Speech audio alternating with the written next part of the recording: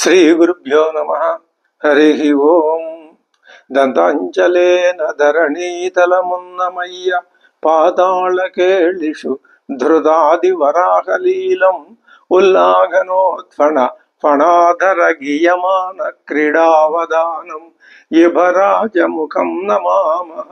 అమరీ కబరీ భార భ్రమరీ ముఖరీకృతం దూరీకరోతు దురితం గౌరీ చరణ పంకజం ఇందీవరదళ శ్యామం ఇందిరానంద కందళం వందారు జనమందారం వందేగం యదునందనం. వాగర్ధావివ సంపృక్తౌ వాగర్ధ ప్రతిపత్తయే జగతః పితరౌ వందే పార్వతీ పరమేశ్వరౌ. ఆపదామపహర్తారం దాతారం సర్వసంపదాం లోకాభిరామం శ్రీరామం భూయో భూయో నమామ్యహం. బుద్ధిర్బలం యశోధైర్యం నిర్భయత్వమరోగత అజాడ్యం వాక్పటుత్వం చ హనుమత్స్మరణాల్లభేతు. తటిల్లేఖాతన్వీం తపన శశి వైశ్వానరమయీం నిషణ్ణాం షణ్ణామప్యుపరి కమలానాంతవగళాం మహాపద్మాటవ్యాం మృదితమలమాయేన మనసా మహాంతః పశ్యంతో దదతి పరమాహ్లాదలహరీం. భవాని త్వం దాసే మయి వితర దృష్టిం సకరుణాం ఇతి స్తోతుం వాంఛన్ కథయతి భవాని త్వమితి యః తవ తథైవ తథైవ త్వం తస్మై దిశసి నిజ సాయుజ్య పదవీం. ముకుంద బ్రహ్మేంద్ర స్ఫుట ఘటిత నీరాజిత పదాం త్వయా కృత్వా వామం వపురపరితృప్తేన మనసా శరీరార్థం శంభోరపరమపి శంకే హృతమభూతు యదేతత్వద్రూపం సకలమరుణాభం సకలమరుణాభం అరుణాభం త్రినయనం కుజాభ్యామానమ్రం కుటిల శశి చూడాలముకుటం. జగత్సూతే దాత హరిరవతి రుద్రక్షపయతే తిరస్కుర్వన్నేతత్స్వమపి వపురీశస్థిరయతి సదా పూర్వః సర్వం తదిదమనుగృహ్ణాతి చ శివః తవాజ్ఞామాలం యక్షణచలితయోర్భ్రూలతికయోః. త్రయాణాం నేత్రాణాం త్రిగుణజనితానాం తవ శివే భవేత్ పూజా పూజా తవ చరణయోర్యా విరచిత తథా హి త్వత్పాదోద్వహన మణిపీఠస్య నికటే స్థితాహ్యేతే శశ్వన్ముకుళిత కరోత్తం సమకుటాః. శ్రీ గురుభ్యో నమః. హరి ఓం. హృష్యంతి ఋతుముఖం దృష్ట్వా నవన్నవమిహాగతం ఋతూనాం పరివర్తేన ప్రాణినాం ప్రాణసంక్షయః. లోకంలో మానవుల ప్రవృత్తిలో ఒక వైలక్షణ్యం కనిపిస్తూ ఉంటుంది. అది ఏమిటి అంటే అది ఎలాంటిది అంటే ఈ మాయాశక్తికి లోబడినటువంటిది. అదే మాయా స్వరూపం తెలిసినట్లయితే ఈ విచిత్రమైన ఈ విశేషం ఉండదు. ఒకవేళ ఉన్నా అది ఎంత అధిక స్థాయిలో ఉండకపోవచ్చు. ఏమిటా విశేషము అంటే చెప్తున్నారు. హృష్యంతి ఋతుముఖం దృష్ట్వా. ఒక ఋతువు పోయి మరొక ఋతువు, వసంతం పోయి గ్రీష్మం, గ్రీష్మం పోయి వర్షం, వర్షం పోయి మరొకటి, ఇలా ఋతువు తర్వాత ఋతువు వస్తుంటే నవమిహాగతం నూతనాది నూతనంగా వచ్చిన ఋతువేమో తన కొత్త అందాలని తీసుకొస్తుంటుంది. అది దాని కాలం అయిపోవచ్చేసరికి అదే నవత్వం విసుగుని కలిగిస్తుంది. ఈ ఋతువు ఎప్పుడైపోతుందా, వచ్చేది కొత్త అందాలు సంతరించుకుని ఎప్పుడు వస్తుందా? ఇది మానవ స్వభావంలో ఉన్నటువంటి ఒక విరుద్ధమైనటువంటి విషయం. దీన్ని ఎందుకు చెప్తున్నారు స్వామివారు అంటే, ప్రపంచం లోకం జీవలోకం ఏం చేస్తోంది? ఆ ఉన్నదాని యొక్క సౌందర్యాన్ని, ఆ మిథ్యా సౌందర్యాన్ని, దానిలో ఉన్నటువంటి దాని యొక్క స్వరూపాన్ని తెలుసుకోకుండా అదే శాశ్వతం అనేటటువంటి ఒకానొక అజ్ఞానంతో ఆ దృష్టిని కలిగి ఉండటం అది పొరపాటు. దానివల్ల ప్రయోజనం లేదు. మరి ఎటువంటి దృష్టిని కలిగి ఉండాలి అంటే ఇదంతా కూడా మిథ్యే, తరంగం అని, అది ఉబ్బెత్తుగా ఉన్నదని, ఆవర్తం అని, సుడి అది మరి నురుగని, బుడగలని, ఇవన్నీ పేరు పేరు పేరు అనేక నామరూపాలే తప్ప నిజంగా అదంతా జలమే అనే దృష్టితో చూడరు. అదే చెప్తున్నారు. ఇప్పుడు ఏమంటున్నారు అంటే చలికాలం పోయి వేసంకాలం పోయి వర్షాకాలం, ఇలా కాలాలు వస్తూ ఉంటే నవం నవం ఇహ ఆగతం, కొత్త కొత్తగా వస్తూ ఉంటే అంటే అర్థం ఏంటన్నమాట, కొత్తకి క్రొత్తదనానికి స్వాగతం పలుకుతున్నాము, పాతదనాన్ని వదిలేస్తున్నాము అనే ఒక భావనలో ఉంది లోకం. అది జంతువుల్లో కూడా ఉన్నది అనే మనం భావించాలి. మానవుల్లో కూడా అది జంతువులు వాటిని సామాన్యంగా తీసుకుంటాయే తప్ప పెద్ద విశేషంగా ఏం తీసుకోవు. కానీ మానవుల్లో ఆ ఉత్సాహం ఉంటుంది. నవనవోన్మేషంగా కనపడాలి కదా ప్రకృతి. అది ఆ ప్రకృతి కూడా ఎలాంటిది, పరమేశ్వర సంబంధమైన శక్తే. ప్రకృతి అంటే పరమేశ్వరుని యొక్క శక్తి. శక్తి అంటే మనకు అర్థమయ్యే మాటల్లో చెప్పుకోవాలి అంటే అమ్మవారు. అమ్మవారు ఇక్కడ సీతమ్మవారేనండి, సీతమ్మవారు అనండి, పార్వతీదేవి అనండి, మరి ఏ పేరుతోటైనా పిలవండి, అమ్మవారు అదే శక్తి స్వరూపిణి. దాన్ని స్త్రీ రూపంగా భావించటం అన్నది ఇదిగో రామాయణ కాలం నుంచి వస్తున్నటువంటి ఆచారం, పురాణ కాలాల నుంచి వస్తున్నటువంటి ఆచారం. ఆ ప్రకృతి అది దానికి స్వతంత్ర స్థితి ఉందా ప్రకృతికి? ఈ ఒక్క విషయం మనం ఆలోచించాలి. ప్రకృతికి స్వతంత్ర అంటే నేనే సర్వస్వాన్ని, నేనే దీనంతటికీ మూలాన్ని అనే ఆలోచన, ఆ జ్ఞానం ప్రకృతిని ఒక్కదాన్ని తీసుకుని చూస్తే ఉందా?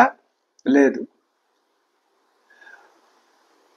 అంటే ఆకాశానికి తాను సర్వవ్యాపకమైనటువంటిది దానిని అనే దృష్టి లేదు. అది ఎప్పుడు ఉంటుంది?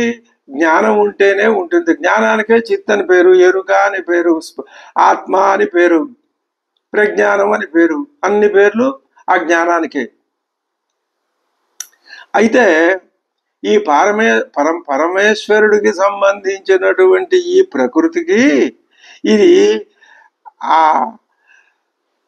ప్రకృతి విడిగా, మనం ప్రకృతిని విడిగా చూడడం అనేది సంభవించినప్పుడు సౌందర్యం అనేది ప్రధాన పాత్ర వహించి పైకి వచ్చి కనిపిస్తూ ఉంటుంది.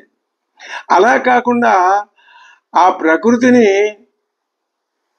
జ్ఞానానికి అనుబంధం చేసి జ్ఞానంలో అంతర్భూతం అయిపోయి జ్ఞానమే ఒక్కటే మిగిలి ఉంటే అప్పుడు ఈ సౌందర్యం అనే దృష్టి కానీ మరొకటి కానీ ఏది ఉండదు. అంటే పరమాత్మ సత్యస్వరూపుడైతే, ఇప్పుడు మనం లోకం భావించుకునే విధానం చూద్దాం. పరమాత్మ సత్యస్వరూపుడైతే, సత్యము అంటే ఏ కాలంలోనూ మార్పు లేనిది, అటువంటి సత్యస్వరూపుడు ఆయన పరమాత్మ అయితే ఆయన శక్తి ఉన్నదే, అదే మాయ. మాయ అంటే శక్తే. అది వ్యక్తమై కనిపిస్తే మనకు కనిపించదుగో ఈ ఋతువులు, పర్వతాలు, నదులు ఇలా కనిపిస్తోంది. అవ్యక్తంగా ఉంటే పరమాత్మలోనే లీనమై ఉంటుంది. ఆ మాయాశక్తి అది సౌందర్య స్వరూపిణి. ఈ సౌందర్యాన్ని చూసే శక్తి కూడా జ్ఞానం వల్ల వచ్చిందే. ఈ రెండింట్లోనూ ఈ జ్ఞానంలోనూ ఈ మాయ అనే ఒక వల విసిరే శక్తి ఉన్నది. ఆ విసిరేది ఎవరు అంటే ప్రకృతి. పరమాత్మ తత్వం విసరదు, కానీ ఆ వల విసరబడుతూ ఉంటే చూస్తూ ఉంటుంది ఆ తత్వం. అది గ్రహించినట్లయితే, ఇది మాయా అని గ్రహిస్తే అసలు అంటే రజ్జువు ఏం చేస్తుంది? ఆ చూసేవాడు పాముగా చూస్తుంటే చూసుకొని నాకే, నేనెప్పుడు పామునే కాదు, నేనెప్పుడు రజ్జువునే ఆ చూసేవాడు చూస్తున్నాడు, చూసుకొని ఇంకొకడున్నాడు, అసలు ఇక్కడ సర్పం లేదు, ఉన్నది రజ్జువే, నేను ఈ రజ్జువునే సేవిస్తాను అని ఇంకొకడు అంటున్నాడు. అది వాడిష్టం. వాడు అప్పుడు నా నిజ స్వరూపాన్ని తెలుసుకున్నవాడు అవుతాడు. అంటే దీన్ని బట్టి ఏమర్థం అవుతోంది? వ్యక్తమైన శక్తి మాయా, అవ్యక్తంగా ఉన్న శక్తి జ్ఞానానికి లోబడి జ్ఞానంలో అంతర్భూతమై జ్ఞానంలో లయించి ఉంటుంది. ఎందుకు అందులో లయించి ఉండటం? అది లయించి లేకపోతే జ్ఞానానికి కూడా అస్తిత్వం కావాలి. ఇంత అర్థం ఉంది దీంట్లో. ఇప్పుడు ఏమంటున్నారు?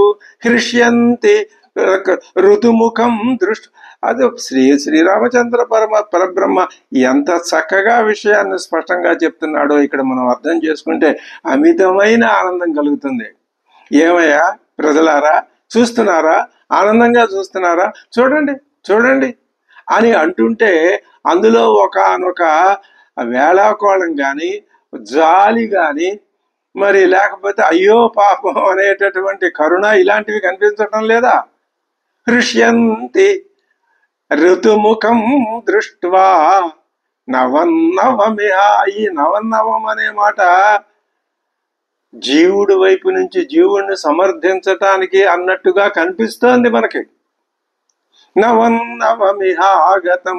అయ్యో పిచ్చివాళ్ళలారా, ఇది నిజం కాదయ్యా, ఇది మాయా. నిజం ఇది కాదు. నిజం ఆ పరమాత్మ తత్వమే నిజం, జ్ఞానమే నిజం, అందులో మార్పులు లేవు. సౌందర్యం లేకపోవడం ఇలాంటివేమీ లేవు అందులో అనే విషయాన్ని గ్రహించలేకపోతున్నారే వీళ్ళు అని వీళ్ళ మీద జాలి. ఏమంటే ఆ విషయాన్ని సూటిగానే చెప్పచ్చు కదా. సూటిగా చెప్పిన బుర్రకి ఎక్కదు, ఇలా చెప్తేనే ఎక్కుతుంది. వ్యంగ్య గర్భితంగా చెప్తేనే తెలిసేవాళ్ళు తెలిసి ఆనందంతో దాన్ని అనుసరించి ఆ దారిలోకి వెళ్తారు. కావ్యం అంటే అదే కదా మరి. అందుకని ఇప్పుడు ప్రతి క్షణం కొత్తగా కనపడే నవన్నవం అంటే సౌందర్యం అదే. శక్తికే ఉంది అలాంటి శక్తి. నిర్వికల్పమైన పరమాత్మ చైతన్యాన్ని సవికల్పంగా చూపగలదు. ఇది ముఖ్యమైన విషయం. మాయ అంటే రజ్జువు ఎప్పుడూ రజ్జువే, కానీ సర్పంగా చూపించేది ఏది? అక్కడ మాయ. మాయ ఎక్కడుందండి? మాయ అనేది ఏదో ఒకదాన్ని ఆశ్రయించుకుని ఉండాలి కదా. రజ్జువుని ఆశ్రయించుకుని ఉందా? లేకపోతే రజ్జువుని వ్యాపించి రజ్జువుని తనలో లాగేసుకుందా? లేదా జీవుణ్ణి తనలోకి లాక్కుందా? రజ్జువుని ఎప్పుడూ మాయ ఆక్రమించుకోలేదు. రజ్జువు దగ్గర మాయ పప్పులు ఉడకవు. ఎక్కడ ఉడుకుతాయి? జీవుడి దగ్గరే ఉడుకుతాయి. అది కూడా ఎంతకాలం? దాని యొక్క గుట్టుమట్టులు ఈ జీవుడు గ్రహించే వరకే. గ్రహించిన తర్వాత ఏమీ లేదు. నిర్వికల్పమైనటువంటి ఒకనొక పరమాత్మ తత్వం అలా పరుచుకొని మొత్తం సృష్టి అంతా పరుచుకునే ఉంటుంది. అది సవికల్పంగా చూపగలదు. నిర్వికల్పంగా ఉంటే అందం లేదు, సవికల్పంగా మారితేనే అందచందాలు. అందుకనే సీతామ్మవారి సౌందర్యం, ఆ సౌందర్యాన్ని శ్రీరామచంద్రమూర్తి ఆయన ప్రశంసించటం, సీతారాముల దాంపత్యంలో ఉన్నటువంటి పరమార్థ తత్వం, దాంపత్యం లోకానికి ఏ విధంగా ఆ దాంపత్యం అనే భావం తనని తాను లోకానికి ఏ విధంగా చూపించుకుంటోంది. నిజంగా ఆ దాంపత్యం యొక్క ఆ రహస్యాన్ని గనక గ్రహించినట్లయితే దాని యథార్థ స్థితి ఏమిటి? ఇది ఈ తత్వాన్ని మనం గ్రహించాలి. అందుకనే మనం మన యొక్క రామాయణ అధ్యయనానికి ఏమని పేరు పెట్టుకున్నాం? రమణీయం రామాయణ మార్గం అని పేరు పెట్టుకున్నాం కదా. రమణి అంటే స్త్రీ కదా. ఎవరిక్కడ స్త్రీ అంటే ఒకే ఒక స్త్రీ తత్వం సర్వత్రా వ్యాపించి ఉన్నది. అదే ఇదిగో ఇక్కడ చెప్పినటువంటి ప్రకృతి. ఆయన పురుషుడు, ఈ తత్వం ప్రకృతి తత్వం, అంతటా వ్యాపించి ఉన్న తత్వం. మరి ఇప్పుడు ఈ శ్రీరాముడు సీతమ్మ వారు ఈ ఈ ఈ దృక్పథాన్ని లోకానికి చూపించి తద్వారా అసలు విషయాన్ని గ్రహించమని ప్రేరేపిస్తున్నారు. అది గ్రహించవలసిన విషయం. హృష్యంతి ఋతుముఖం దృష్ట్వా నవమిహాగతం ఋతూనాం పరివర్తేన. మూడో పాదంలోకి వచ్చేసరికి స్పష్టంగా చెప్పేస్తున్నాడు శ్రీరామచంద్ర పరబ్రహ్మ. ఏమయ్యా బాబు, ఋతువులు మారిపోతున్నాయి అని నువ్వు ఆనందిస్తున్నావు. అది నీ శరీరాన్ని జరా మరణాలతో కప్పివేస్తుంది, దాన్ని వార్ధక్యం తెచ్చి పడేస్తుంది, అప్పుడు అది జీర్ణించి నశించిపోతుంది. నువ్వేమనుకుంటున్నావు? నా శరీరం పోతే నేనే పోయానని అనుకుంటున్నావు. ఎందుకని? నువ్వు అసలు విషయం గ్రహిస్తే అప్పుడు నీకు ధైర్యం ఏర్పడుతుంది. ఏమైనా ధైర్యం? నా శరీరం పోతే నేనెందుకు పోతాను? నాకు ఈ శరీరం రాకముందు నేనున్నాను, నాకు ఈ శరీరం వచ్చిన తర్వాత నేనున్నాను, ఈ శరీరం పోయినా నేనుంటాను. ఇది అద్భుతమైన విషయం. రమణీయం రామాయణ మార్గం అంటే, రమణి అంటే అమ్మవారు, ప్రకృతి. రమణీయం ప్రకృతికి సంబంధించినటువంటిది. ఏమిటది? తత్వం. ఆ తత్వాన్ని వివరించి చెప్పేదే రామాయణ మార్గం. రమణీయం అంటే ప్రకృతికి సంబంధించిన, అమ్మవారికి సంబంధించిన. అమ్మవారు సీతమ్మ అమ్మవారే తప్ప మరొకటి కాదు. దీనిని బట్టి అయ్యవారి తత్వాన్ని గ్రహించండి అని ఇంత భావంతో మనం ఈ రమణీయం రామాయణ మార్గం అనేటటువంటి శీర్షికను ఎంచుకున్నాం. ఇప్పటిదాకా కూడా అచంచలమైనటువంటి దృఢమైనటువంటి ఒకానొక భావన మార్గంలో మనం రామాయణాన్ని ఆ దృష్టితో పరిశీలించుకుంటూ వెడుతున్నాం. ఇందులో ఆలోచిస్తే దోషం ఎక్కడా లేదు, ఏ దోషము లేదు. ఇలా ముందుకు వెళ్తే మనకి ఆ పరమాత్మ తత్వం ఎంతవరకు అది మన అనుభవంలోకి వస్తుందో, ఎంతవరకు వచ్చినా ఆనందమే. ఎందుకని? మనం ఇప్పుడు ఒక దృఢమైన నిశ్చయంలోకి ఖచ్చితంగా వచ్చేసాం. ఏమని? పరమాత్మ తత్వం ఇలాంటిది అని గ్రహించగలిగితే చాలు. ఆ తర్వాత ఏం జరుగుతుంది? ఆ విషయం అక్కర్లేదా? ఇప్పుడు ఆ చర్చ అక్కర్లేదు. కావ్య చర్చలో ఆ విషయం తేలదు. అది ఎక్కడ తేలుతుంది? మీరు నిజమైన వేదాంతాన్ని పుచ్చుకొని అక్కడ చర్చించి కూర్చుంటే, అక్కడ శ్రవణ మరణ నిధిధ్యాసనలు అక్కడ చేసినట్లయితే అక్కడ తేలాల్సిన విషయం. ఇక్కడ కేవలం కథ అనేటటువంటి ఒక ముసుగు, ఆ ముసుగులో ఉన్నటువంటి తత్వం, ఇవి మాత్రమే మనం పరిశీలనలోకి తీసుకుంటూ ఉంటాం. అంటే పరమాత్మ నిర్వికల్పమైన తత్వం.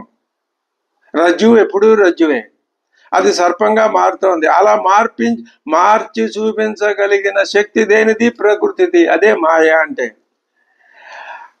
ఆ మాయ అదే చెప్పాడు శంకర భగవత్పాదుల వారు. మాయా కల్పిత దేశకాల కలన వైచిత్ర్య చిత్రీకృతం అంటే అదే అర్థం. అంటే ఇప్పుడు మనకి ఈ ప్రకృతి ప్రతి క్షణం రమణీయంగా కనిపిస్తూ మనసును ఆకర్షిస్తోంది. కానీ వివేచన శక్తి కలవాడైతే మాత్రం మానవుడిలో అటువంటి ఆకర్షణ కాస్త పోయి అతడికి తన కర్తవ్యం ఏమిటో తెలుస్తుంది. ఇప్పటికీ 12 శ్లోకాలు. ఈ 12 శ్లోకాల్లో కూడా లోక వృత్తం చెప్తున్నారు. దాన్ని బట్టి మనం గ్రహించవలసిన అర్థాన్ని మనం గ్రహిస్తున్నాం. ఇది రామాయణంలో శ్రీరామచంద్రుడు మనకి చెప్పినటువంటి గీత ఉపదేశం. అందుకనే దీనిని మనం ఇంత లోతుగా, ఇంత ఆసక్తికరంగా, ఇంత భక్తిపూర్వకంగా పరమాత్మ మీద ఉన్నటువంటి అచంచలమైన విశ్వాసంతో ఆయన చెప్పినటువంటి ఆయన గీతని మనం మననం చేసుకుంటున్నాం. ఇక్కడ కాలము, పరిమితి అనే నియమాలు అవి ఏమీ ఉండవు. సరే, ఈ దేశకాల వైచిత్ర్యాన్ని చూసి మానవుడు మురిచిపోతూ ఉంటాడే గాని అది తనని తర్వాత ఇబ్బంది పెడుతుంది, అదే తన పాలిటికి శాపంగా మారుతుంది అనే విషయాన్ని గ్రహించలేకపోతున్నాడు, అనే సత్యాన్ని గ్రహించలేకపోతున్నాడు మానవుడు. ఎందుకు ఆ మాటే చెప్తున్నారు ఇప్పుడు. ఋతూనాం పరివర్తేన ప్రాణినాం ప్రాణ సంక్షయ. ఋతూనాం పరివర్తేన, ఋతువులు పరివర్తనం చెందటం వలన అంటే ఆ ప్రాణినాం ప్రాణ సంక్షయ, ఋతువులు మారితే ప్రాణులకి సంక్షయం వినాశం ఎందుకు ఏర్పడుతుందండి? ఋతువులు వస్తుంటాయి పోతూ ఉంటాయి, మానవుడు అలాగే ఉంటాడు కదా? ఉండడు. శరీర సంక్షయం ఏర్పడుతుంది, అది గ్రహించండి అంటున్నాడు. అంటే ఒక ఋతువు పోయి మరొక ఋతువు వస్తుంది అంటే అర్థం ఏమిటి? కాలం కదిలిపోతుంది అనే కదా అర్థం. కాలం ముందుకు పోయే కొద్దీ ప్రాణినాం ప్రాణ సంక్షయ, వయస్సు పెరగటం అని, జరా మరణాలు పట్టుకొని పీడించటం అని ఇలాంటివి వస్తాయి. ప్రాణులకి ప్రాణం కూడా దాంతో పాటే పోతుంది. ప్రాణం అంటే క్రియాశక్తి అయిన కాలమే. అప్పటికి కాలం పోతున్నది అంటే అర్థం ఏమిటి? ప్రాణం పోతుంది అనే చెప్పాలి. ఇప్పుడు శ్రీరామచంద్రుడు ఏమంటున్నాడు? పరివర్తనం అనే మాట ఉపయోగించాడు. ఋతూనాం పరివర్తే ప్రాణినాం ప్రాణ సంక్షయ అన్నాడు కదా. పరివర్తనం అనే మాట ఇది చాలా అర్థవంతమైనటువంటి మాట. ఏమిటి అర్థం? పరివర్తనం అంటే పరిణామం, పరిణామం అంటే మార్పు. మార్పు అంటే ఏమిటి? మార్పు అంటే ఏమీ లేదు, ఒక్కటే ఒక్క అర్థం, మరణం. మార్పు అంటే మరణమే, మరొకటి కాదు. అంటే పుట్టిన క్షణం నుంచి, వ్యక్తమైన క్షణం నుంచి ప్రతి ప్రాణిలో మార్పు వస్తోంది అంటే అది మరణించడం మొదలైందని అర్థం. మీరు మరీ అలాగా చెప్తే ఎలాగా అని అంటే కొన్ని విషయాలు అంతే అలాగే ఉంటాయి, వాటిని యథార్థంగా గ్రహించవలసిందే. ఇదేదో అపశకునం అని ఇలాంటి వాటికి వేదాంతంలో చోటు లేదు. అది ఎక్కడుంటుంది? ఇదిగో ఈ ద్వంద్వ విధానంలో ఉంటుంది తప్ప ఆ ద్వైతంలో ఉన్న దోషాలు అన్నీ ఇన్ని కావు, అందులో ఇదొకటి. సరే, ఇటువంటి మూఢనమ్మకాలనండి ఏమైనా. పరివర్తనం అంటే మార్పు, మార్పు అంటే మరణం అన్నాం. అంటే ఈ పరివర్తనం అనే మాటనే పెద్దలు ఏం చెప్తున్నారంటే వ్యాస భగవానుడు కూడా ఉపయోగించాడు. ఎక్కడ ఉపయోగించాడు అంటే యక్ష ప్రశ్నల్లో ఒక చోట ధర్మరాజు ఇలా అంటాడు. ఏమన్నాడు? అస్మిన్ మహామోహమయే కటాగే సూర్యాగ్నినా నిత్య సమేధితేన మానర్తు దర్వీ పరివర్తనేన భూతాని కాల పచతీతి వార్త. అద్భుతమైన రూపకాలంకారం ఒకటి లోకం మీద చెప్పాడు, లోకానికి ఉపదేశించాడు వ్యాసుడు. ఆయన ఏమంటున్నాడు చూసారా? అస్మిన్ మహామోహమయే కటాగే, కటాహం అంటే ఓ పెద్ద రాగి పాత్ర, ఇది మహామోహమయమైంది. మోహమయమైంది ఏది? సంసారం. అంటే ఈ సంసారం అనేది ఒక పెద్ద రాగి పాత్ర అని అనుకుంటే, ఆ రాగి పాత్ర పెట్టారు, దాని కింద మంట పెడితే దాంట్లో నీళ్లు పోస్తే ఆ నీళ్లు కాగుతాయి. ఈ సంసారమే ఒక రాగి పాత్ర అయితే మరి కింద మంట ఏది? సూర్యుడే. సూర్యాగ్నినా నిత్య సమేధితేన, అగ్ని సమేధితంగా ఉన్నది, బాగా జాజ్వల్యమానంగా అగ్ని కేలల్ని వెదజల్లుకుంటూ మంట భగ మండిపోతున్నది. అలా సమేధితేనా మాస ఋతు దర్వీ పరివర్తనేనా. ఇందాక స్వామివారు కొంచెం దాన్ని గుప్పిట్లో పెట్టుకు చెప్పారు, ఇక్కడ వ్యాస మహర్షి స్పష్టంగానే చెప్పేస్తున్నాడు. మాస ఋతు దర్వీ మాసాలు ఋతువులు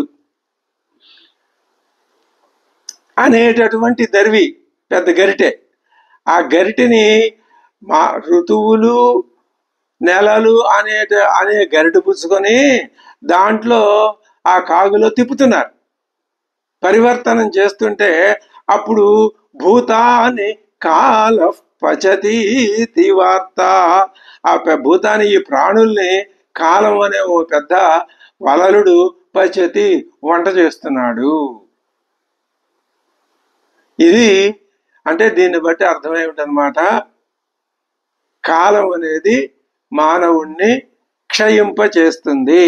అది కాబట్టి ఈ శ్లోకంలో ఏం చెప్తున్నాడు శ్రీరామ చంద్ర ప్రభువు, హృష్యంతి ఋతుముఖం దృష్ట్వా నవన్నవమిహాగతం ఋతూనాం పరివర్తేన ప్రాణినాం ప్రాణసంక్షయ ఏవం భార్యాశ్చ పుత్రాశ్చ జ్ఞాతయశ్చ ధనాని చ సమేత్య వ్యవధావంతి ధ్రువో హ్యేషాం వినాభవః.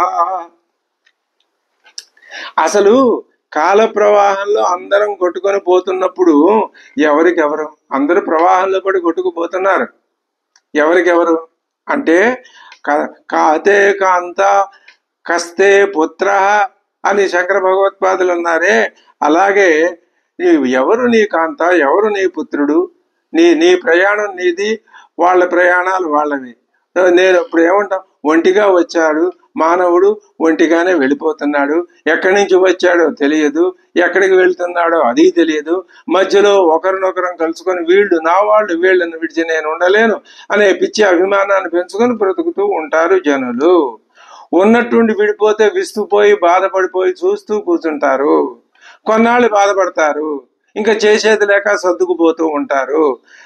ఎవరికి వాళ్లే సమాధానం చెప్పుకొని మళ్ళీ దాన్ని ఊసే ఎత్తరు, ఇంకా తెలుసుకోవటమే అమంగళం కింద భావిస్తూ ఉంటారు. చివరికి ఈ భావించేవాడు కూడా పోయే కాలం దగ్గరికి వచ్చి అతడు ఇతరులాగానే భావించి మరణిస్తే ఎవరి బ్రతుకు వాళ్ళు బతుకుతూ ఉంటారు. ఇదంతా కాల ప్రభావమే తప్ప మరి ఏది కాదు. అంటే ఏంటనమాట, ఇప్పుడు ఇది ఎలాంటిది, ఓ పెద్ద సముద్రంలో ఓ కొయ్య ముక్క కొట్టుకుపోతుంటే ఇంకో కొయ్య ముక్క కూడా కొట్టుకుపోతూ వచ్చి దాంతో జత అయింది. అవి రెండు కలిసి కొంత దూరం పోయినాయి. తర్వాత మళ్ళీ ఆ ప్రవాహంలో ఉన్నటువంటి ఆ గమన వేగం వల్ల అది అడిపోయింది, ఇది ఇడిపోయింది. అంటే యథా కాష్టంచ సమేయాతాం మహార్ణవే, ఓ మహాసముద్రంలో అటువంటి ఇటు నుంచి ఒకటి రెండు కొయ్య ముక్కలు వచ్చి ఎక్కడి నుంచో కొట్టుకొస్తాయి, వచ్చి ఒకదాంతో ఒకటి కలుసుకొని అలాగే ఉంటాయా, ఉండవు. కొన్ని క్షణాలు ఉంటాయి, మరుక్షణం విడిపోయి ఆ తరంగ వేగానికి ఎక్కడికి పోతాయో పోతూనే ఉంటాయి. ఆ కలుసుకోవటం ఏమిటో మరి ఈ విడిపోవటం ఏమిటో, ఇదే దైవ ఘటన. ఇక్కడ వేదాంతం పుడుతుంది. అవి బుద్ధిపూర్వకంగా వచ్చి కలిశాయా, మళ్ళీ బుద్ధిపూర్వకంగానే విడిపోయాయా? అంటే కాలం అసాధ్య కంచన, అంటే ఏదో కొన్ని క్షణాలు అలా కలుసుకోవలసి వచ్చి కలుసుకున్నాయి, తొలగిపోవలసి వచ్చి తొలగిపోయాయి, అంతే తప్ప అంతకంటే అందులో విశేషమేమీ లేదు. అలాగే భార్యాశ్చ పుత్రాశ్చ జ్ఞాతయశ్చ ధనాని చ, అదే చెప్తున్నారు. ఏవం, అదే విధంగా భార్యాశ్చ పుత్రాశ్చ జ్ఞాతయశ్చ ధనాని చ సమేత్య వ్యవధావంతి ధ్రువో హ్యేషాం వినాభవః. ఈ వీళ్ళు భార్య, పుత్రుడు, చుట్టాలు, పక్కాలు, ఆఖరికి ధనధాన్యాలు, వస్తువాహనాలు, సంపాదనలు, ఇవన్నీ కూడా ఇలాంటి పదార్థాలన్నీ ఎప్పుడు మనకి ఎంత ప్రాప్తించాలో అంత వస్తూ ఉంటాయి, మన దగ్గర చేరుతూ ఉంటాయి. ఎంతకాలం ఉండాలో అంతకాలమే ఉంటాయి, మళ్ళీ ఎప్పుడు పోవాలో అప్పుడే చెప్పా పెట్టకుండా పోతూ ఉంటాయి, వెనక్కి దూరం అయిపోతూ ఉంటాయి. సమేత్య వ్యవధావంతి, దగ్గర ఉంటే అవి సమేత్య కలిసి ఉన్నప్పుడు పుత్ర జననం అని, ఆ పుత్రుడు తనతో ఉన్నాడు అని, ఆ వ్యవధావంతి దగ్గర ఉంటే ఆనందిస్తున్నారు, అవి దూరం అయిపోతే దుఃఖంలో మునిగిపోతున్నారు. ఆనందించినా దుఃఖించినా అది మనకి ఏర్పడేటటువంటి అనుభవమే, దానికి ఎలాంటి భావం కూడా లేదు. ధ్రువో హ్యేషాం వినా భవ అంటే అది మనతోనే ఉన్నట్టు ఎంత కనిపించినా, మనకు ఎంత కనిపించినా ఎంత అనిపించినా ఎప్పుడో ఒకప్పుడు చెప్పకుండా మనల్ని విడిచిపెట్టి పోవటమే తప్ప వేరొక మార్గం లేదు. అప్పుడు మనకే గాని బాధ మరి మనది అనుకున్న దానికే ఏ బాధ లేదు, నిర్మోహమాటంగా మనకు దూరం అయిపోతుంది. అలా దూరం అయిపోయేది మంది ఎలా అవుతుంది అంటున్నారు. ఇప్పుడు ఈ విషయాన్నే యత్ర అనేకే క్వచిదపి గృహే తత్ర తిష్టత్యధైక. ఒక ఇంట్లో ఎంతో మంది ఉన్నారట కుటుంబ సభ్యులు, క్రమంగా అందరూ పోయి ఒక్కడే మిగులుతాట. యత్రాప్యేకస్తదనుభవస్తత్ర నైకోపి చాంతే. మరో ఇంట్లో ఇంకొకడు ఉంటాడు, నివసిస్తున్నాడు బ్రహ్మచారి. అతడు పెళ్లి చేసుకున్న పిల్లల్ని కంటే 10 మంది తయారవుతారు. కాలం తీరిపోతే ఎవడు లేక ఆ ఇల్లు పాడుపడుతుంది.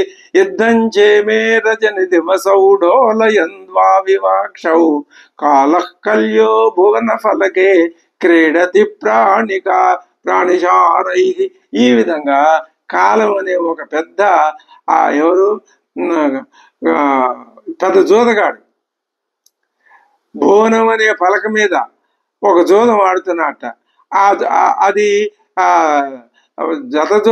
రెండు అటుపక్క ఆడే జోదగాడు ఇంకొకడు లేడు, అతను ఒక్కడే ఆడుతూ ఉంటాడు.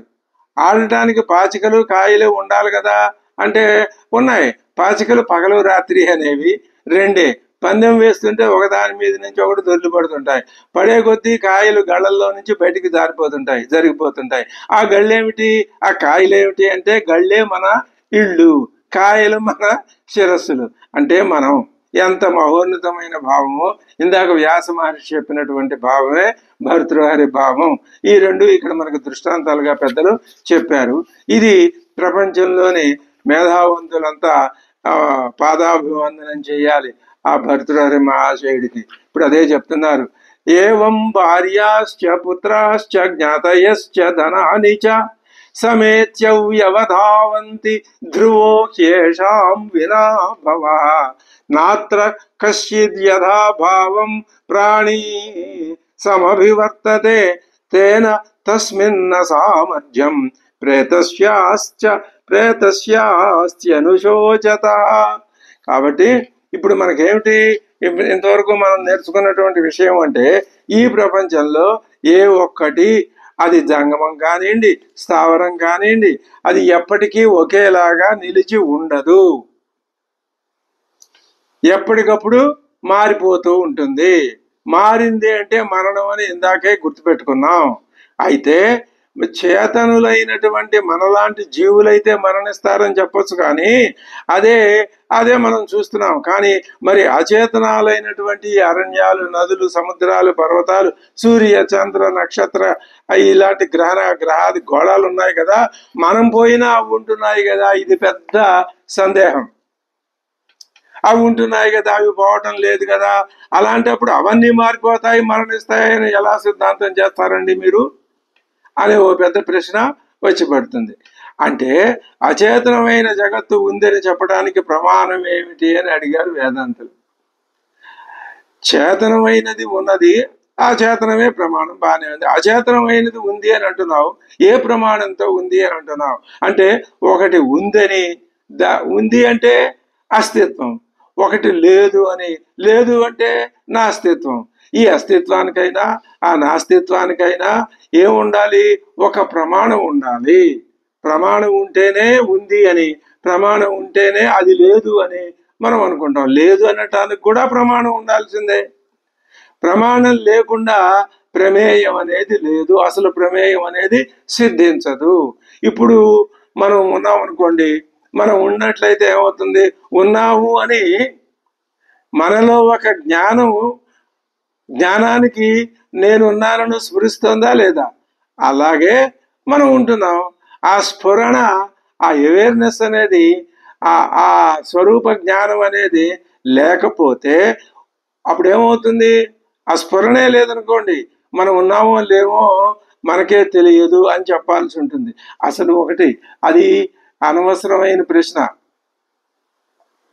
స్ఫురణ లేని క్షణం లేదు. అంతటా ఉంది స్ఫురణ.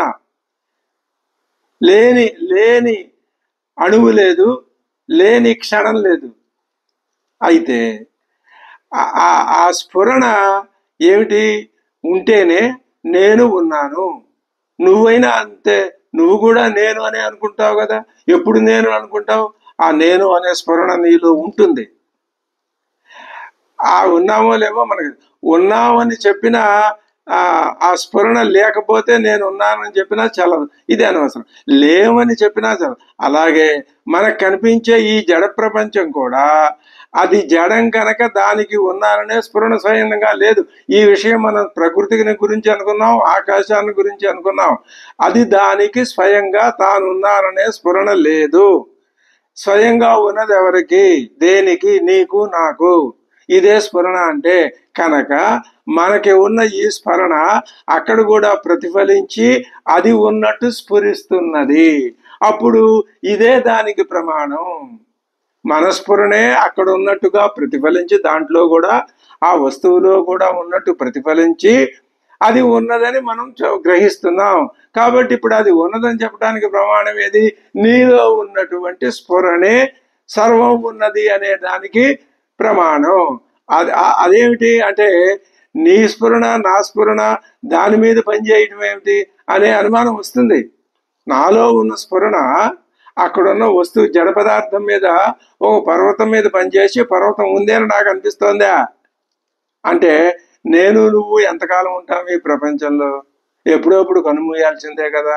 అంటే అలా ఈ మానవ జాతంతా జంతుజాలంతో పాటు చేతన పదార్థం అనేది లేకుండా అన్నారు. ఒక్కవేళ ఇఫ్ కన్ను మూశారనే అనుకోండి, అప్పుడు ఈ జడ ప్రపంచం లేకుండా పోతుందా, ఉంటుందా అని మీరు అంటారేమో. అప్పుడు ఉంటుంది ఒక చైతన్యం. చైతన్యం ఉంది అంటే ఈ జడ ప్రపంచాన్ని అది చైతన్యం గుర్తిస్తుంది, ఉన్నది అని చెప్తుంది. చైతన్యానికి మరణం లేదు. చైతన్యానికి ఒక ఆధారం అక్కర్లేదు, ఒక ఉపాధి అక్కర్లేదు. తానంతట తానుగా ఉండగలదు, అవ్యక్త స్థితిలో ఉండగలదు, వ్యక్త స్థితిలో వ్యక్తమై కనిపించగలదు. అక్కడే వచ్చింది తంట అంతా. అసలు అది ఎప్పుడూ వ్యక్తం కాలేదు. ఈ సృష్టి ఎప్పుడు, వేదాంతం ఉపనిషత్తులన్నీ ఒకే మాట కంఠం గొంతెత్తి ఘోషిస్తున్నాయి. ఈ సృష్టి జరగలేదు, జరిగినట్లు భాషిస్తోంది. ఆ జ్ఞానమే ఈ సృష్టిగా మారి నీకు కనిపిస్తోంది. సువర్ణమే ఆభరణంగా మారి కనిపిస్తోంది. అంతే తప్ప సువర్ణానికి మారి కనపడటం అనే విశేషమే తప్ప ఆ సువర్ణం యొక్క స్థితికి ఎప్పుడూ భంగం లేదు. ఇది వివర్తమే. వివర్తం ఎప్పుడూ ఆభాసే. అదే నీకు ఇలా కనిపిస్తోంది. సువర్ణమే ఆభరణంగా కనిపిస్తోంది. అది ఆభరణం అని నువ్వు నామరూపాలు పట్టుకొని వేలాడుతున్నావు. అప్పుడు ఉంటుంది చైతన్యం. అంటే అదే సమిష్టి రూపమైన ఈశ్వర చైతన్యం. అది మనది వ్యష్టి రూపమైనటువంటి చైతన్యం.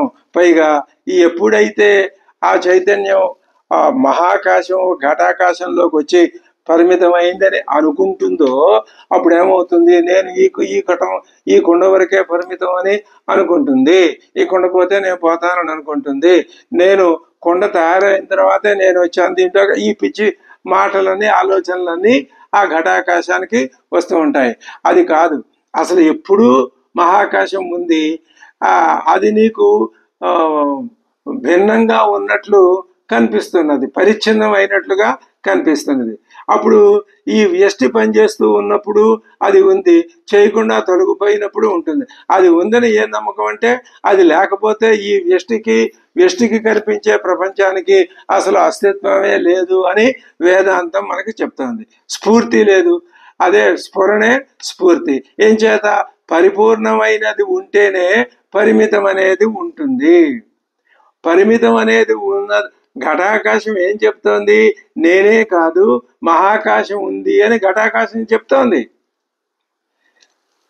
అలాగే ఇప్పుడు సాపేక్షమైనది ఉంటే వెంటనే నిరపేక్షమైనది ఉన్నది అని ఈ సాపేక్షమే చెప్తుంది.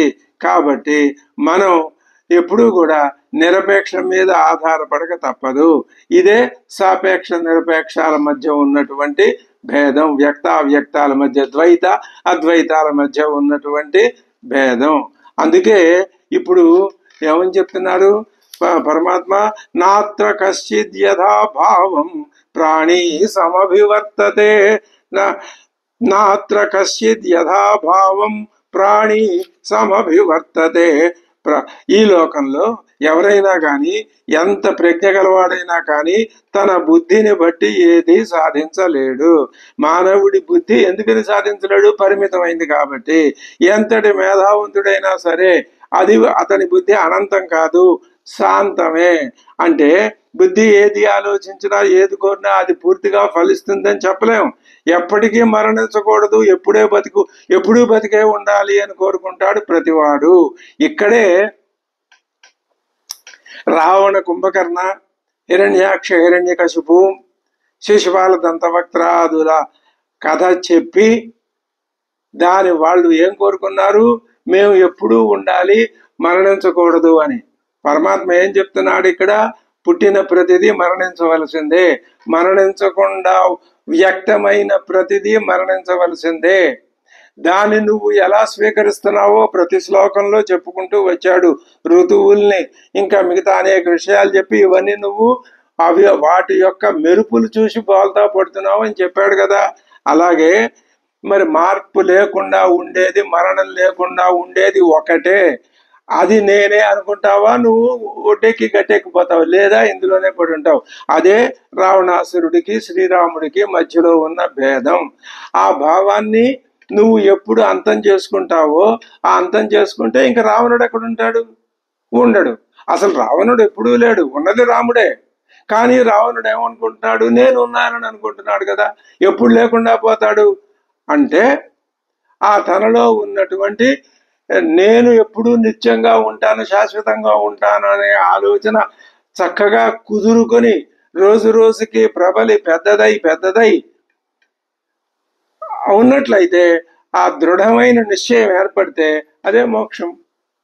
అప్పుడు ఎప్పుడు ఉంటాడు. ఆ విషయం తెలియజెప్పడానికే రామాయణం వచ్చింది, వేదాంతం వచ్చింది, దశోపనిషత్తులు కూడా వచ్చినాయి. ఎప్పటికీ మరణించకూడదు, బతికుండాలి అనుకోవటం అనేది తెలివి తక్కువ. కాబట్టి ఈ విషయాన్ని మీరు గ్రహించాలి అని ఆయన చెప్తున్నాడు. ఇంకొక మాట చెప్తున్నారు.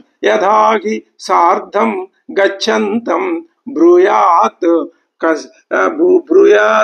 కశ్చిత్ పదిస్థితః అహమప్యాగమిష్యామి పృష్ఠతో భవతామితి.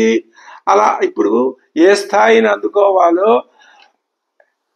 అశాశ్వతమైనది శాశ్వతాన్ని చెప్తున్నది, అనిత్యమైనది నిత్యాన్ని చెప్తున్నది అనేటటువంటి ఆ నిత్యమైన స్థితికి అందుకోవాలి లోకంలో ఉన్న మానవులందరూ.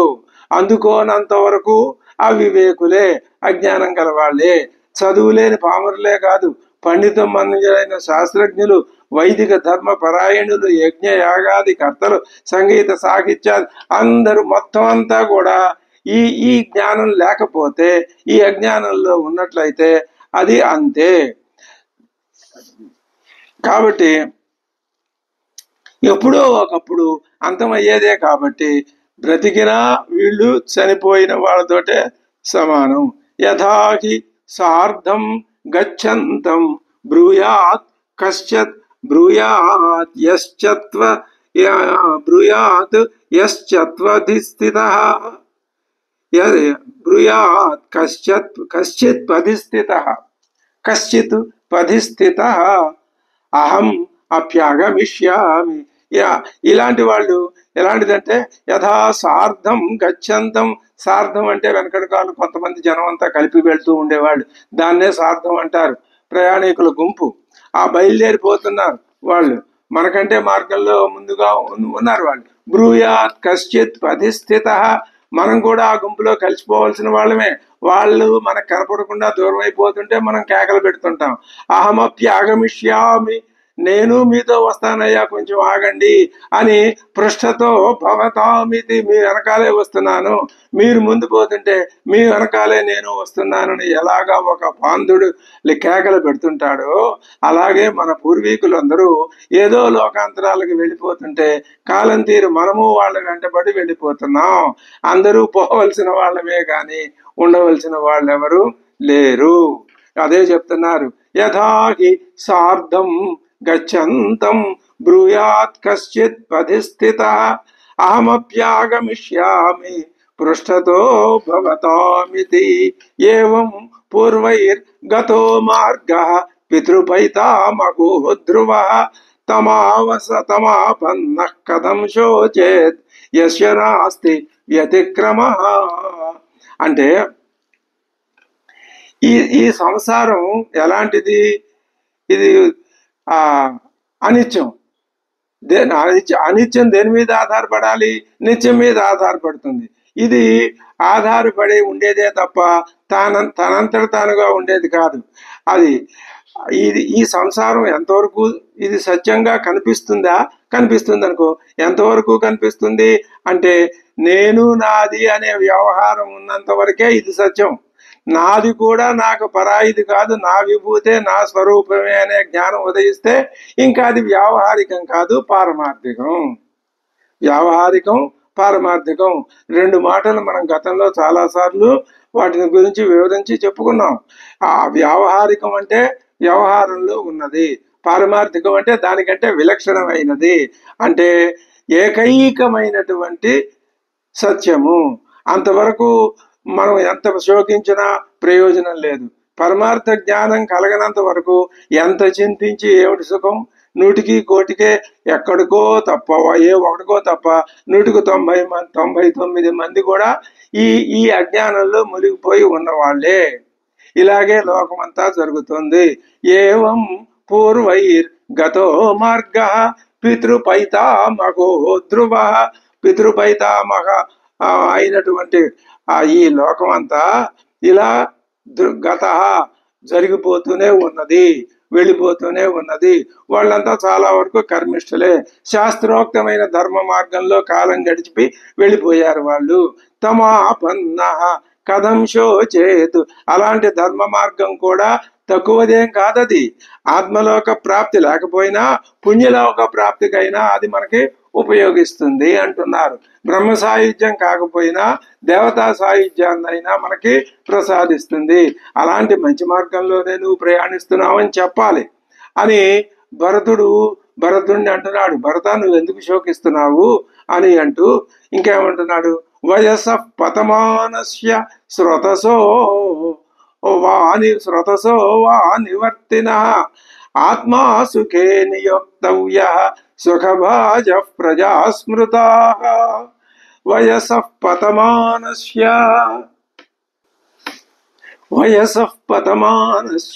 స్రోతసో వా నివర్తినః ఆత్మా సుఖే నియోక్తవ్య సుఖభాజ ప్రజా స్మృతాః. ఇది తన ఉపదేశాన్ని స్పష్టంగా ముగింపు దశకు తీసుకొస్తున్నాడు శ్రీరామచంద్రమూర్తి. ఏమంటున్నాడు ఆయన అంటే, పతమానస్య, మానవుడి వయస్సు ఎప్పుడూ నిలకడగా ఉండదు, క్షణక్షణం పతమానం పడిపోతూనే ఉంటుంది. అంటే వయస్సు పెరిగిపోతూనే ఉంటుంది, ఆయు పరిమితి తగ్గిపోతూ ఉంటుంది. ఎలాగా? భిన్న ఘట దివాంబ, ఓటికొండలో నీళ్లులాగా జారిపోతూ ఉంటుంది. అలాంటప్పుడు మన తండ్రులు పోయారే, తాతలు పోయారే అని వాపోవటం వల్ల ఏమిటి ప్రయోజనం? పోక ఏమవుతారు? ఎప్పుడు ఉంటారా? ఒక మానవుడేమిటి స్రోతసో వా నివర్తిన, నిరంతర ప్రవాహశీలం ఈ ప్రపంచం అంతా. స్రోతసో వా అనివర్తిన. ఒక నదీ ప్రవాహం తీసుకుని చూడండి, ఏమవుతుంది? ఏ కొండ శిఖరం మీదో వర్షం పడింది, అక్కడి నుంచి ఆ వర్షం ధారాపాతంగా నేల మీద జారిపోతూ ఉంటుంది, జలం అక్కడ నిలవదు. మళ్ళీ అక్కడి నుంచి అతివేగంగా ప్రయాణం చేసి చేసి చేసి పోయి చివరికి సముద్రంలో కలిసిపోతుంది. ఇందులో ఏ ఒక్క దశలో కూడా ఆ ప్రవాహం అనివర్తి, వెనకకి మరలదు, వెనక్కి తిరిగి చూడను కూడా చూడదు. కాబట్టి ఇక్కడ చేతనం అచేతనం అనే తేడా లేదు. సంసారం అన్నప్పుడు ప్రతి ఒక్కటి ఇందులో ఎడతెగకుండా ముందుకు వెళ్ళేదే, ఆగిపోయేది కానీ వెనక్కి తిరిగేది కానీ ఏది లేదు. వయస పతమానస్య స్రోతసోవా అనివర్తిన ఆత్మ సుఖే నియోక్తవ్య. అంచేత ఏం చేయాలి? ఇప్పుడు మనం ఎప్పుడూ సుఖంగా ఉండే పద్ధతి ఏమిటా అని ఆలోచించుకోవాలి. ఈ దుఃఖం నాకు రాకుండా ఉండే పరిస్థితి ఉంటుందా? ఉంటే ఎప్పుడు ఉంటుంది, ఎలా ఉంటుంది అని ఆలోచించుకోవాలి. సుఖభాజా ప్రజాస్మృతాగా. అప్పుడు మానవుడై పుట్టిన ప్రతివాడు సుఖంగా ఉండాలి అనేటటువంటి కోరికనే కోరుకుంటాడు తప్ప కష్టపడాలని కోరుకోడు. సుఖభాజా, సుఖంగా ఉండాలని కోరుకుంటాడు కదా. ఈ సుఖం రెండు రకాలుగా ఉంటుంది.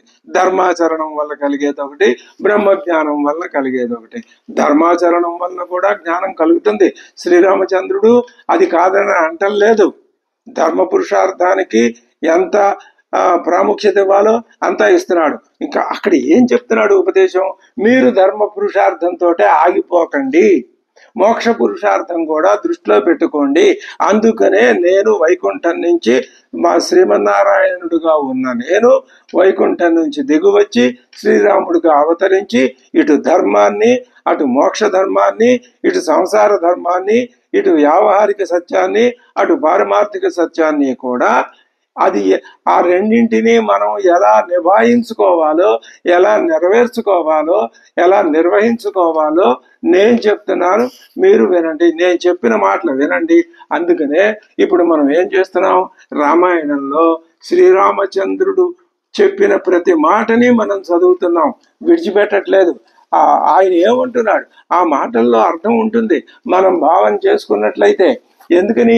ఇది కథ కాబట్టి, ఇది కథను మించి విషయం చెప్పదు కాబట్టి, కథలోనే ఆ కథ అనేటటువంటి ఒక చక్కటి ఆకర్షణీయమైన తొడిగి అసలు విషయాన్ని చెబుతుంది కాబట్టి కావ్యం. మనం ఏం చేస్తున్నాం? ఒకటే రామాయణం మొత్తం మీద రాముడే ఏకమైన తత్వం. ఆయన చెప్పిన ప్రతి మాట పొల్లు పోకుండా మనం ఏం చేస్తున్నాం? జీర్ణం చేసుకుంటున్నాం. అయితే మిగతా వాళ్ళ సంగతి ఏమిటి? మిగతావి అన్నీ కూడా ఆయనకి ఇప్పుడు ఎక్కడైనా సరే లోకంలో ఒక పూర్వపక్షం ఉంటేనే సిద్ధాంతం బయటకు వస్తుంది. ఎవరూ పూర్వపక్షం చేయలేదనుకోండి అంటే సృష్టి జరగలేదని అర్థం. సృష్టి ఎందుకు జరిగింది? ఓహో, ఈ జరిగిన సృష్టి ద్వారా పరమాత్మను గుర్తించటానికి జరిగింది. లేకపోతే పరమాత్మను ఎవరు గుర్తిస్తారు? అంటే పరమాత్మే తాను ఏకైక తత్వంగా ఉండి విసుగు పుట్టి ఇలా చేశాడా అని కొంతమంది చమత్కారంగా సమర్థిస్తూ ఉంటారు. అది వేరే సంగతి. కాబట్టి ఇప్పుడు ధర్మ పురుషార్థం వలన మానవుడు సుఖాన్ని పొందుతాడు. అది చాలా వరకు అది హర్షింపదగిందే. కానీ దానికంటే శాశ్వతమైంది బ్రహ్మజ్ఞానం వల్ల కలిగేటటువంటి సుఖం. అది నిత్యం, ఇది తాత్కాలికంగా నిత్యం. అదే చెప్తున్నారు. ఆయురుత్తమమాసాద్య భోగానపి చ రాఘవ సనశోచ్య పితా తాత స్వర్గ సత్కృత సతాం. ఇప్పుడు తన ఉపదేశాన్ని ఒక కొలిక్కి తీసుకొచ్చి చెప్పవలసిన విషయాన్ని చక్కగా అర్థమయ్యే మాటల్లో తెలియజెప్పి పరమాత్మ ఏం చేస్తున్నాడు? మళ్ళీ యథాస్థితికి మొదటికి తీసుకొచ్చి ఆయురుత్తమమాసాద్య భోగానపి చ రాఘవ దశరథ మహారాజు గారు, మన తండ్రి గారు ఉత్తమం ఆయు ఆసాద్య దీర్ఘాయువుని పొంది భోగానపి చ భోగాల్ని కూడా పూర్తిగా అనుభవించి పితా తాత స్వర్గస్య సత్కృత సతాం. ఆయన స్వర్గానికి వెళ్ళిపోయినాడు. నా శోచ్య పిత, అటువంటి మన తండ్రి గారు నా శోచ్య. ఎందుకుని ఆయన గురించి విచారించడం? మనం ఆయన పట్ల నిర్వహించవలసినటువంటి ఆ కార్యక్రమాన్ని నిర్వహించటం, మన బాధ్యతలు మనం చేయటమే ప్రధానం తప్ప మరొకటి కాదు. స్వస్థో భవ మా శోచి యాత్వా చ అవసతాం పురీం తదా పిత్రా నియుక్తోసి వశినా వదతాం పిత్రా వశినా పిత్రా తదా నియుక్తోసి. హే వదతాం వరా, నువ్వు చక్కగా మాట్లాడతావు, నువ్వు చెప్పిన విషయం బాగానే చెప్పావు, నువ్వేం చేస్తావు? స్వస్థో భవ, స్వస్థుడివిగా నువ్వు ముందు మనసులో ఉన్నటువంటి ఆ దుఃఖాన్ని విడిచిపెట్టాయి. దుఃఖం పోతే ఏ స్థితి వస్తుంది? సుఖము దుఃఖము కాని స్థితిలో ఉండు. ఎప్పుడు నిత్యం నీ స్వరూపంలో నువ్వు ఉండు. నీ స్వస్వరూపంలో నువ్వు ఉండగలిగితేనే సుఖ దుఃఖాలు నిన్నేం చేయలేవు. తండ్రి గారిని గురించి దేని గురించి వద్దు, అలా ఉండిపో. యాత్వాచ అవసతాంబు వెళ్ళు. తండ్రి గారు చెప్పారు కదా, ఒక నిశ్చల స్థితిలో వెళ్ళి నీ బాధ్యత నువ్వు ఆ పట్టణ అయోధ్య నగరానికి వెళ్ళి నువ్వు చేయవలసినటువంటి పనిని నువ్వు పూర్తి చేయి.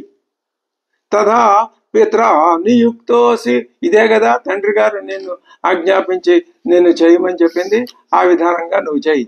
యత్ర అహమపి తేనైవ నియుక్త పుణ్యకర్మణ తేనైవ అహమపి నియుక్త. ఆ తండ్రి గారి చేతే నేను కూడా ఏమని నియుక్తుడైనాను, ఏమని నన్ను తండ్రి గారు ఆజ్ఞాపించారు? నాయన శ్రీరామచంద్ర, నువ్వు వెళ్ళి ఈ అడవుల్లో 14 ఏళ్ళు ఉండిరా, నువ్వు వచ్చేదాకా ఇక్కడ భరతుడు పరిపాలిస్తాడు. ఇది కదా పితృాజ్ఞ. నేను తండ్రి ఆజ్ఞని నెరవేరుస్తాను. తత్రైవాహం కరిష్యామి పితురార్యస్య శాసనం. నేను అరణ్యాల్లో ఉండి పితృశాసనాన్ని కరిష్యామి, నువ్వు అయోధ్య నగరానికి వెళ్ళి పితృశాసనాన్ని నిర్వహించు. ఇది శ్రీరామచంద్రుడు ఎంతో వేదాంతార్థాన్ని, ఎందుకని అంటే ఆయన వేద స్వరూపుడు కాబట్టి, వేదమే ఆయన కాబట్టి భరతుడికి ఆ విధమైనటువంటి ఆ జ్ఞానాన్ని ఆయన బోధించి చిట్ట చివరికి దాన్ని ఎలా ముగించాడు. ఈ జ్ఞానం అంతా నువ్వు దృష్టిలో పెట్టుకొని వెళ్ళి అయోధ్యలో నీ పని పూర్తి చేయి, ఇక్కడ నేను నా ధర్మాన్ని నేను నిర్వహిస్తాను అని చెప్పాడు. ఇక్కడితో శ్రీరామచంద్రుడు భరతుడికి బోధిస్తున్నాననే వంకతో లోకానికి అద్భుతమైనటువంటి ప్రవర్తన విధానాన్ని ఆయన బోధించాడు. ఒక్కసారి ఆ శ్లోకాలని పునశ్చరణ చేసుకుని మనం మళ్ళీ తర్వాత కథలోకి వెళ్ళిపోవచ్చును. ఎందుకంటే ఇది సాక్షాత్తు శ్రీరామచంద్రమూర్తి లోకానికి ఉపదేశించినటువంటి బ్రహ్మజ్ఞానం, వ్యావహారిక రూపమైన పారమార్థిక జ్ఞానం. ఇది ఎంత గ్రహించగలిగిన శక్తి మనకి ఉంటే అంత మనం కృతకృత్యులం అయినట్టే. కాబట్టి ఒక విద్యార్థి పరీక్షల్లో ఏవైతే వస్తాయనుకుంటాడో వాటిని ఏ విధంగా కంఠస్థం చేసుకుంటాడు లేదా జ్ఞాపకం పెట్టుకుంటాడు, మనం కూడా రామాయణ కథలో శ్రీరాముని యొక్క ఆయన మనస్సులో నుంచి వచ్చినటువంటి ఆయన పలికినటువంటి ఆ మాటల్ని ఆ విధానంగా స్మరించుకుంటే ఒక్కసారి నాత్మన కామకారోస్తి పురుషోయమనీశ్వర ఇతశ్చేతరశ్చైనం కృతాంతః పరికర్షతి సర్వే క్షయాంతా నిచయా పతనాంతా సముచ్రయా సంయోగా విప్రయోగాంతా మరణాంతం చ జీవితం. యథా ఫలానాం పక్వానాం నాన్యత్ర పతనాద్భయం ఏవం నరస్య జాతస్య నాన్యత్ర మరణాద్భయం. యథాగారం దృఢస్థూణం జీర్ణం భూత్వా అవసీదతి తథైవ సీదంతి నరాః జరా మృత్యువశంగతాః. అచ్యేతి రజనీయాతు సా న ప్రతినివర్తతే యాచ్యేవ యమునా పూర్ణా సముద్రముదకాలయం.